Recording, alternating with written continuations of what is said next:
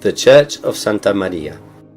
Santa Cruz is at an altitude of 788 meters and is set between the river Aragon and the Sierra of San Juan de la Peña. The municipality is made up of Santa Cruz de la Serós, Binacqua, La Cuey, and Esculabolsas. Some of the municipality is part of the protected area of San Juan de la Peña and Monte Oruel. After listening about Santa Maria, we suggest going to the nearby San Caprasio Chapel, which is small but really worth visiting. The church. The origin of this church is closely tied with the nearby monastery of San Juan de la Peña, which had both monks and nuns resident in early times. In the year 1025, King Sancho III imposed the monastic rules of Saint Benedict, meaning that the monastery became for men only and the nuns moved down to Santa Cruz. A small church with a rectangular nave was built at that time. The church we see now and the rest of the convent were built in the second half of the 11th century at the behest of King Ramiro I. 3 of his daughters were nuns there, Doña Urraca, Doña Teresa and Doña Sancha, who was the most influential of the royal sisters. When her husband, Count Ermengol III of Urgell, died, Doña Sancha came to Santa Cruz and became the abbess of Santa Maria. As a powerful and influential woman, her support for her brother, King Sancho Ramirez, during his reign was vital. The monastery of Santa Maria was used by the Benedictine nuns until 1555, when they moved to a nunnery in Jaca. Once the nuns had moved out, Santa Maria rapidly deteriorated, and now all that is left is the church building. An archaeological dig done in 1991 cast some light on the church's history, and since then the building has undergone several restoration and conservation projects. Description. We suggest you walk around the outside of the church to the east end.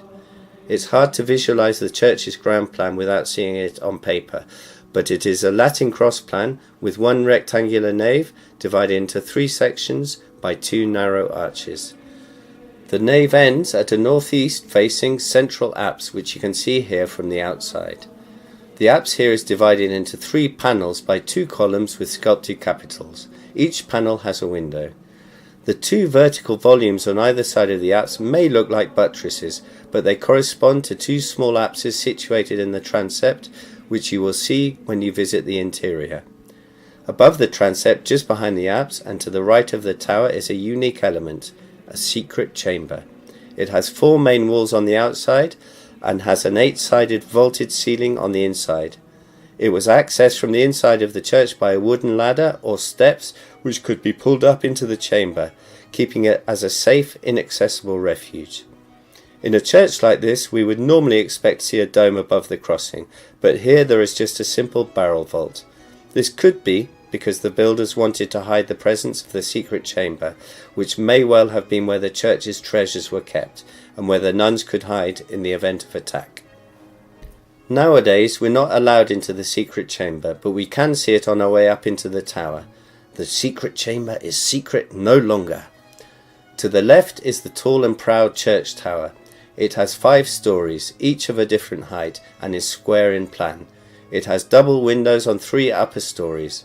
One has an unusual twisted pillar. Continuing round the church, you will see a door which was probably the entrance to the now missing cloister. Then we reach the main doorway. First, look at the sculpted corbels above the doorway. Beneath these, the door arch has 4 archivolts, which rest alternately on pillars or pilasters. The outermost archivolt has the characteristic Jaquez chessboard pattern, while another has 15 half-sculpted spheres, with a human face carved on the central one. The tympanum directly above the door is considered by some experts as a bad copy of the tympanum in Jaca Cathedral, while others suggest that this one was made before the Jaca tympanum.